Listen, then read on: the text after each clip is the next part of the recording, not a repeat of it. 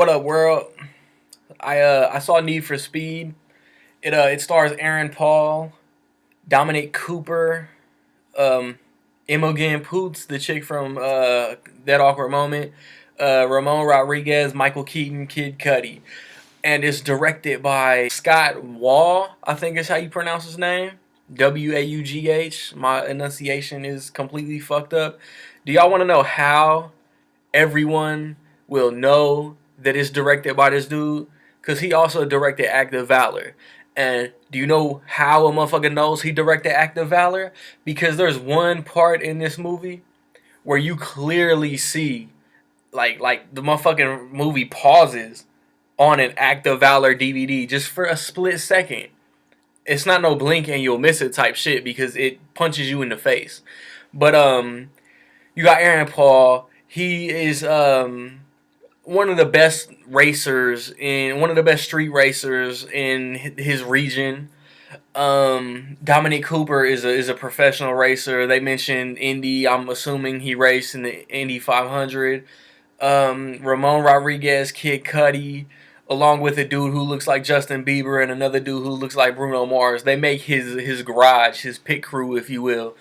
Imogen Poots plays basically a car seller. I mean, she appraises cars, I guess, and she works for another dude who buys them.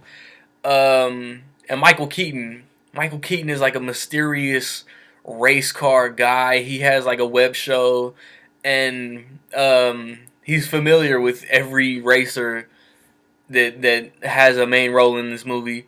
The previews basically show Aaron Paul in jail, getting out of jail, and um, you know what I'm saying, like righting the wrong, I guess. But it starts off, things are going down, and that's what leads to him going to jail.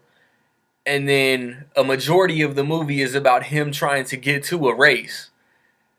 And once they get to the location, they race, and then there's a little bit of closing.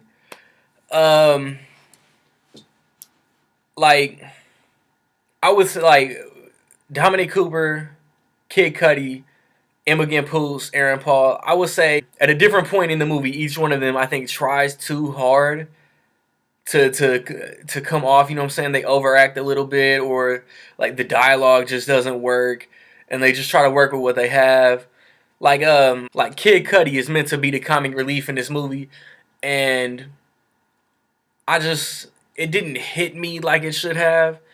I mean, if you've seen Breaking Bad, you know Aaron Paul can act his ass off, and I mean he worked with what he could, and he was I would say the second best part of the movie. To me, the best part of the movie was Michael Keaton, cause he was on some wild shit. The only time we see Michael Keaton is during this web show that he has, and I mean he would just basically just give his thoughts on what's going on in the movie, cause through one way or another, he's hip to everything that's happening.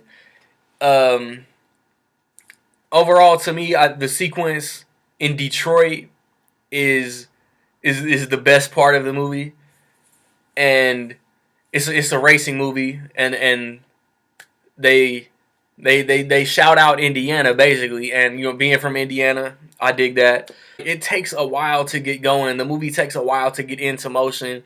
It's like 2 hours and I want to say 12 minutes, and it felt long at times. I started to like the movie more as we get further into it. So, in my opinion, man, Need for Speed is dope. It's a low dope, but it's still dope. It's an enjoyable time. If you're a Breaking Bad fan, like you know what I'm saying, that's why I checked it out because I want to see how Aaron Paul did in another role. Um, and like he's just you could tell he's trying to not be Jesse. Everybody sees Jesse Pinkman, but he's trying to not be Jesse. Even though he looks like Jesse again from season 1 through 3.